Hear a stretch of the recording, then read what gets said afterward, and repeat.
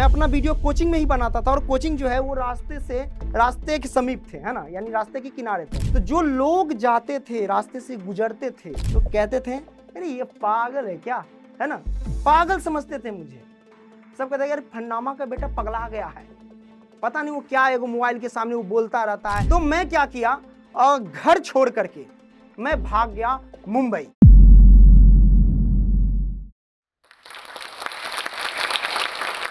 जय हिंद साथियों, मैं पंकज यादव।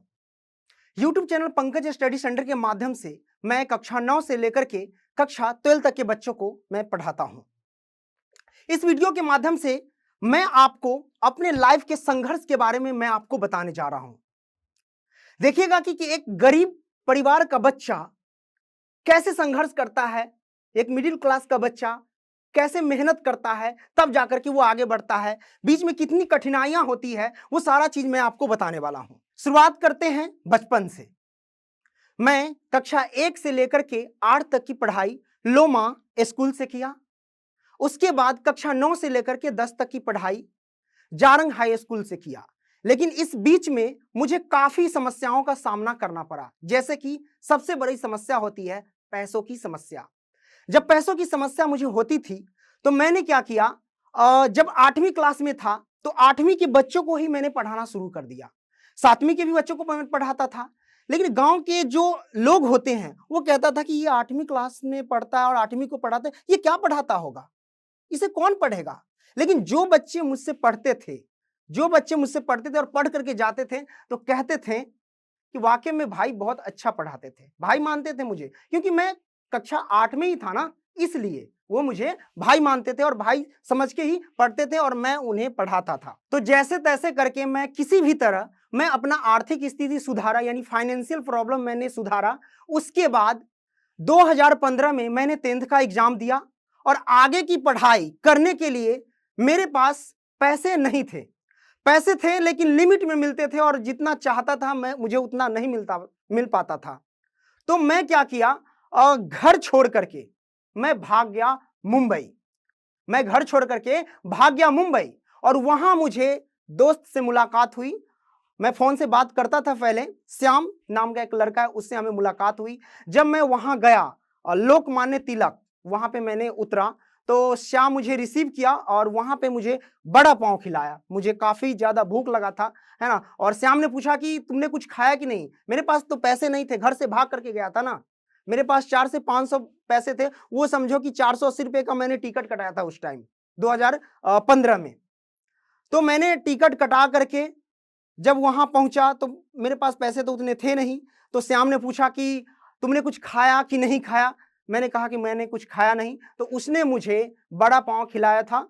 उस समय 12 रुपए का था वो, है ना। तो मुझे खिलाया। खाने के बाद मैं गया चिंच पोकली स्टेशन पे, मैं उतरा। उसके बाद मैं लाल बाग गया और लाल बाग में ही एक केक का दुकान था जिसका नाम था श्रीनाथ केक शॉप। उसमें मैंने काम किया और जब मैंने ये सोचा था कि नहीं वहां जाएंगे तो बहुत पैसा मिलेगा, बहुत सारे दिमाग में आता था कि बहुत मुझे पैसा मिलेगा काम करेंगे तो। लेकिन जब मैं वहां गया तो 5000 की नौकरी पर मुझे रखा गया और 12 से 13 घंटा मुझसे काम कराते थे। कभी कभी 14 घंटा, कभी कभी 15 घंटा, है ना।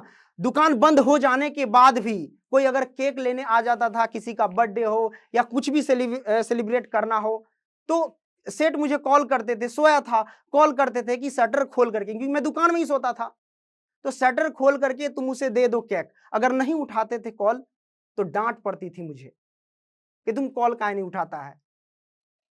और जब मैं सुबह होता था, दुकान खोलता था, दुकान में मैं पोछा तक लगाता था, तो अपना भी मान सम्मान होता है। मैंने वहां से झगड़ा करके मैं वो दुकान छोड़ करके गांव चला आया और गांव जब आया तो किसी भी तरह मम्मी पापा मुझे अपनाए कि कहें कि जो हुआ सो हुआ, अब इसे छोड़ो, अब क्या करना है ये सोचो।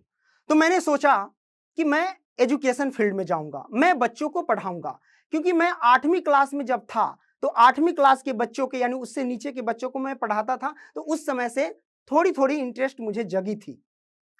तो मैंने सोचा कि नहीं अब मुझे पढ़ाना है, क्योंकि मुझे पैसों की आदत लग गई थी। पैसा कहाँ से लाएंगे। तो मैंने सोचा कि गांव में अगर मैं नौकरी करूंगा या कोई भी काम करूंगा तो लोग मुझ पे हंसेंगे, क्योंकि सब यहाँ क्या करते हैं कि गांव में अगर कोई काम करता है तो लोग हंसते हैं, लेकिन दूर जाते हैं और काम करते हैं वहां, तो वहां सोचता है कि कोई नहीं हंसेगा।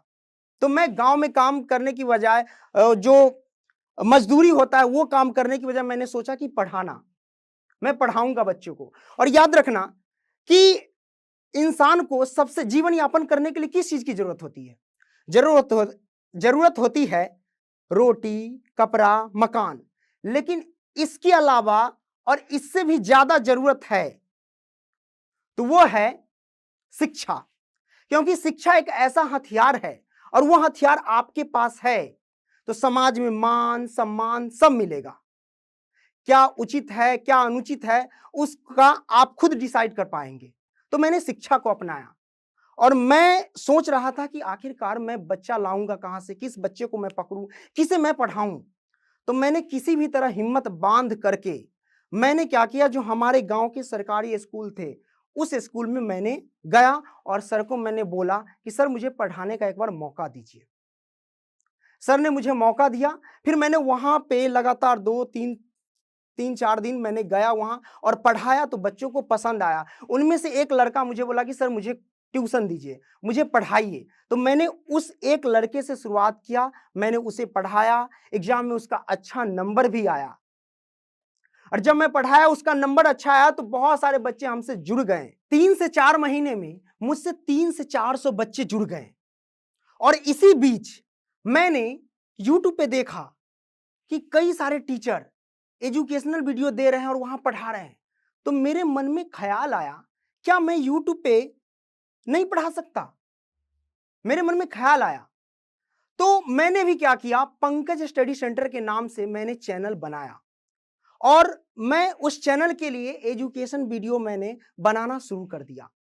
तो मैंने जब वीडियो बनाया तो पहली वीडियो जब बनाया तो काफी ज्यादा समस्या हुई। पहली वीडियो मैंने पैनासोनिक मोबाइल से मैंने शूट किया और जब मैंने शूट किया तो वो ज्यादा एमबी का हो गया और उस वीडियो को मैं अपलोड करने के लिए, ज्यादा एमबी कह लो या फिर मुझे याद है 3 से 4 जीबी का वो बन गया। वो वीडियो 22 मिनट का मैंने वीडियो शूट किया था और 3 से 4 जीबी का वो बन गया। तो उस वीडियो को अपलोड करने के लिए काफी ज्यादा इंटरनेट की जरूरत पड़ी हमें। गांव में इंटरनेट की समस्या काफी ज्यादा थी और उसे अपलोड करने में काफी मुझे दिक्कत हो रही थी, है ना। यूं समझो कि अगर मैं शाम में अपलोड में लगाता हूं, अपलोडिंग में, तो सुबह जाकर के अपलोड होती थी। ये थी हमारे गांव की स्थिति, आप समझ सकते हो इंटरनेट के मामले में। तो मैंने क्या किया, जब भी मैं वीडियो बनाता था तो उसे अपलोड करने के लिए 3 से 4 किलोमीटर मैं दूर सिमरी गांव में वहां जाता था और वहां मैं अपलोड किया करता था, क्योंकि वहां पे जियो का टावर लगा था और वहां इंटरनेट की सुविधा अच्छा थी। तो मैंने ऐसे ऐसे ऐसे करके जो भी मैं वीडियो बनाता था तो वहां जाकर के अपलोड किया करता था। लेकिन सुनिएगा ध्यान से, जब मैं वीडियो बनाता था मैं अपना वीडियो कोचिंग में ही बनाता था और कोचिंग जो है वो रास्ते के समीप थे, है ना, यानी रास्ते के किनारे थे। तो जब मेरे पास माइक उट नहीं था, मैंने इस बिना माइक के ही वीडियो बनाना शुरू किया था, है ना। तो जो लोग जाते थे, रास्ते से गुजरते थे, है ना, क्योंकि मैं चिल्ला चिल्ला के बोलता था कि उस माइक में यानी उस मोबाइल में अच्छे से आवाज जाए, तो मैं चिल्ला चिल्ला करके बोलता था, बोल्ड आवाज में बोलता था और बोल्ड आवाज में वीडियो बनाता था। तो लोग जाते थे ना तो कहते थे अरे ये पागल है क्या, है ना, पागल समझते थे मुझे। सब कहते यार फन्नामा का बेटा पगला गया है, पता नहीं वो क्या है, वो मोबाइल के सामने वो बोलता रहता है, ये अगैरह वगैरह करता रहता है। लेकिन मुझे पता था ये जो लोग निंदा करते हैं ना, तो निंदा करने वालों से मुझे घबराना नहीं है। जो लोग निंदा करते हैं उस निंदा से मेरे लक्ष्य को भटकाना नहीं है, क्योंकि जब हम लक्ष्य प्राप्त कर लेंगे तो जो निंदा करने वाले लोग हैं ना उसकी राय बदल जाएगी। तो मैंने निंदा से घबराया नहीं, अपना काम करते गया और वीडियो बनाते गया, ऑफलाइन भी चलाता रहा। और लगभग जब मैंने चैनल क्रिएट किया उसके 1 साल बाद मेरा चैनल मोनेटाइज हो गया। मोनेटाइज होने के बाद उसके 2 महीना बाद पेमेंट आया लगभग 22,000 रुपया। और जब पैसा आया तो मुझे बिलीव ही नहीं हो रहा था कि आखिरकार मेरे खाते में ये पैसा आ गया, मुझे बिलीव नहीं हो रहा था। मैंने पापा को बोला कि पापा मेरे खाते में 22,000 रुपया आया यूट्यूब के माध्यम से। पापा को भी यकीन नहीं हुआ कि स्क्रीनशॉट मार के भेजो जरा। तो मैंने स्क्रीनशॉट मार करके भेजा। पापा मुझसे ज्यादा खुश हो गए और पापा बोले कि ऐसे ही काम करते रहो और आगे बढ़ो। तो मैंने जब मेरा चैनल मोनेटाइज हो गया तो फुल डिपेंड मैं यूट्यूब पे हो गया और मैं ऑफलाइन को छोड़ दिया और पूरा चीज जो पूरा फोकस है मैं यूट्यूब पे ही करने लगा और वीडियो मैंने क्वालिटी कंटेंट देना शुरू कर दिया। और खास करके जब मैंने वीडियो बनाया तो लगभग हिंदी मीडियम के जितने भी बोर्ड वाले हैं छात्र वो सब मुझे देखना शुरू कर दिए और मुझे जो प्यार है ना यूपी बिहार के बच्चों ने काफी ज्यादा दिया है। इसके लिए मैं शुक्रिया अदा करना चाहता हूं। ऐसे ही मैं मेहनत करता गया और आज आप देख सकते हैं कि पंकज स्टडी सेंटर के यूट्यूब चैनल पे कितने सारे स्टूडेंट जुड़े हुए हैं। लगभग 1.8 मिलियन प्लस बच्चे हमसे जुड़े हुए हैं और सभी बच्चे हमसे पढ़ाई कर रहे हैं। और पंकज स्टडी सेंटर के जितने भी सारे बच्चे हैं उन सभी को मैं बहुत बहुत धन्यवाद करता हूं जो इतना आप हमें प्यार दे रहे हैं। और आप सोच सकते हैं कि जो लड़का केक शॉप में काम करता था 5,000 की सैलरी पे वो जॉब करता था और आज वो लड़का लाखों में खेल रहा है ना। तो ये आपके लिए गर्व की बात हो सकती है और इससे आप इंस्पायर भी हो सकते हैं कि जो लड़का केक शॉप में काम कर रहा है और आज वो लाखों में कमा रहा है। सोच सकते हैं, है ना।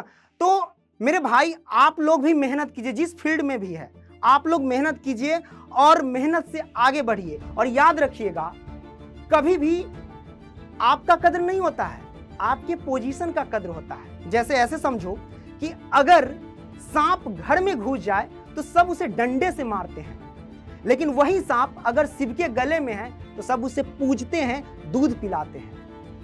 तो इससे आप ये समझ गए होंगे कि आपकी कद्र नहीं है, आपके पोजीशन की कद्र है। तो इसलिए अपना पोजीशन बनाने के लिए, अपना नाम कमाने के लिए मेहनत करो। जिस भी फील्ड में हो आप मेहनत करो। जाते जाते अपने शब्दों को विराम देता हूं और जोश टेक का बहुत बहुत धन्यवाद करता हूं जो अपने प्लेटफॉर्म के माध्यम से मुझे अपने शब्दों को रखने का इजाजत दिया।